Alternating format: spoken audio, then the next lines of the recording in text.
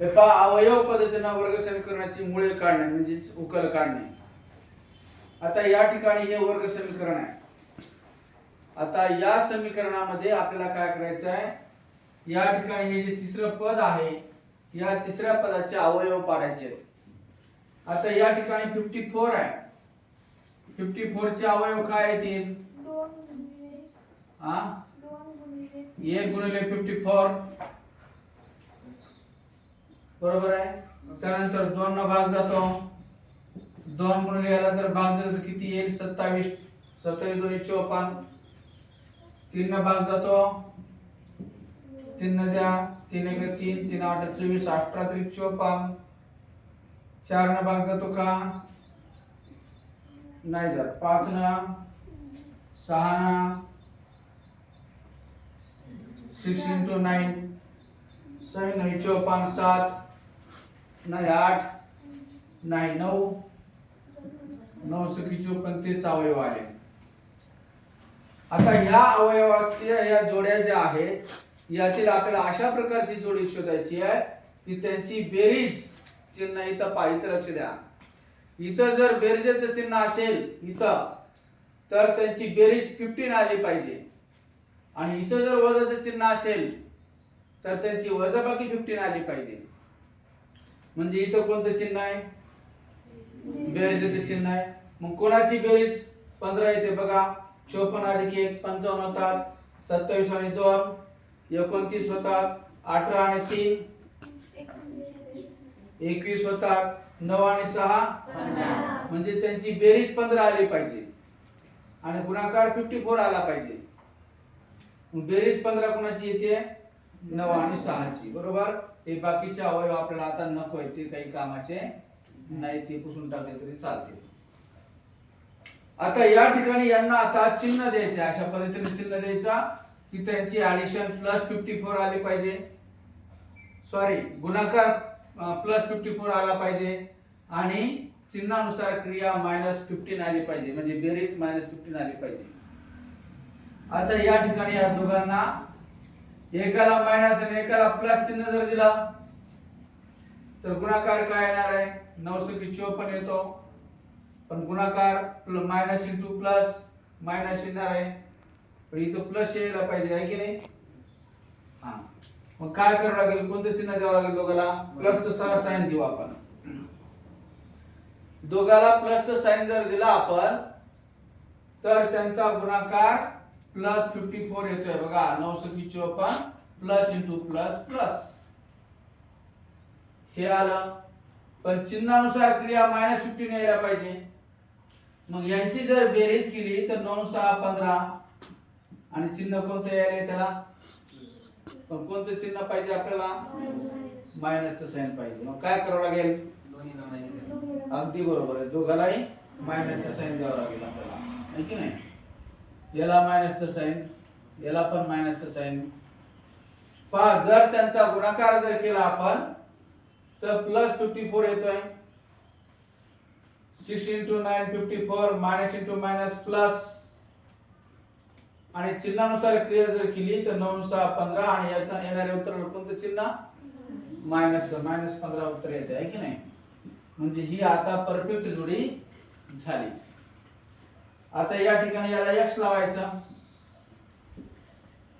आणि या जोड्या इथं लिहायची, ती जोडी इथं लिहायची.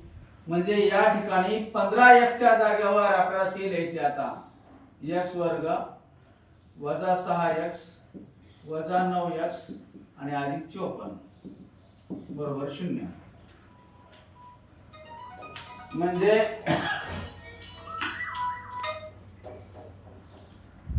या ठिकाणी या दोघांची चिन्हानुसार क्रिया -15 येते. -15x. म्हणून याच्या ऐवजी आपण हे लिहिले. त्याच्यात मूळ उत्तरात काहीच बदल झाला नाही. म्हणजे जसं 15 आपल्याला म्हणायचं 15 तर 15 म्हणण्याऐवजी 9 अधिक 6 असं त्याला म्हणू शकतो की नाही? म्हणजे याच्या ऐवजी हे लिहिले अशा पद्धतीने. जसं 15 च्या ऐवजी 9 अधिक 6 आपण म्हणू शकतो तसं.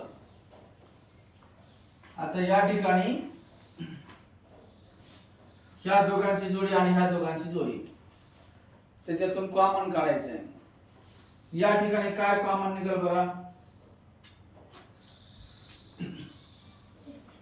x वर्ग वजा 6x, त्याच्यातून काय कॉमन निघतंय? सामायिक x निघतंय, बरोबर. x सामायिक काढायचं आणि जे सामायिक काढले त्याने याला भागायचं. x ने x वर्गला भागलं तर x येईल, कारण x वर्ग म्हणजे x गुणिले x. त्याला जर ह्या x ने जर भागलं तर x कटून जाईल, x राहील. तसंच हे मायनस 6x मधलं x बाहेर काढले काय राहिलं? 6. हे चिन्ह इथं द्यायचं आहे. आता याच्यातून कॉमन काय निघेल? 9 ने याला भाग जातो, याला भाग जातो. x इथं आहे का? नाही, म्हणजे x कॉमन निघू शकत नाही. मग काय निघेल कॉमन? 9 निघेल. मग जे कॉमन काढले त्याला भागायचं त्या दोघांनाही. -9 कॉमन काढले आपण, मग -9 न या -9x ला जर भागलं तर -9 कॅन्सल, काय राहील? तसंच या +54 ला जर आपण -9 न जर भागलं तर 9 × 9 9 6 954 प्लस डिवाइडेड बाय मायनस -6 येते, बरोबर 0. आता या ठिकाणी जर हे दोन्ही कंस सारखे आले तर असं समजायचं आपण केलेलं बरोबर आहे. जर दोन्ही कंस वेगवेगळे आले कंसातले पद तर असं समजायचं की आपलं कुठेतरी चुकलंय. पण इथं दोन्ही कंस सारखे आलेले आहेत म्हणजे आपण केलेलं बरोबर आहे. या ठिकाणी ह्या दोन कंसापैकी एक कंस लिहायचा, राहिलेले हे जे पद आहेत दोन ते दुसऱ्या कंसात टाकायचे. x - 9 = 0. आता 0 उत्तर कधी येतं? दोन गुणाकारामध्ये 0 उत्तर कधी येतं? आता 7 × 9 7 9 = 63 7 9 63. मग या दोघांपैकी इतर कोणती तरी एक संख्या जर 0 असेल, एक तर हे 0 असेल तर उत्तर 0 येतं, किंवा इतरची संख्या 0 असेल तर उत्तर 0 येतं. म्हणजे दोघांपैकी एक कोणीतरी 0 असेल तर या दोघांचा गुणाकार 0 येईल. पण आपल्याला माहित नाही कोण 0 येते, म्हणून काय करायचं? x - 6 बरोबर हे एक 0 असू शकतं किंवा x - 9 = 0, म्हणजे x - 9 हे 0 असू शकतं. आता याला सोडवायचं आहे. x = -6 पुढे गेले काय होतील? 0 + 6. x = -9 ला पुढे घ्या काय होतील? +9. म्हणजे या ठिकाणी x च्या दोन किमती आपल्याला मिळालेल्या आहेत. ही झाली समीकरणाची उकल.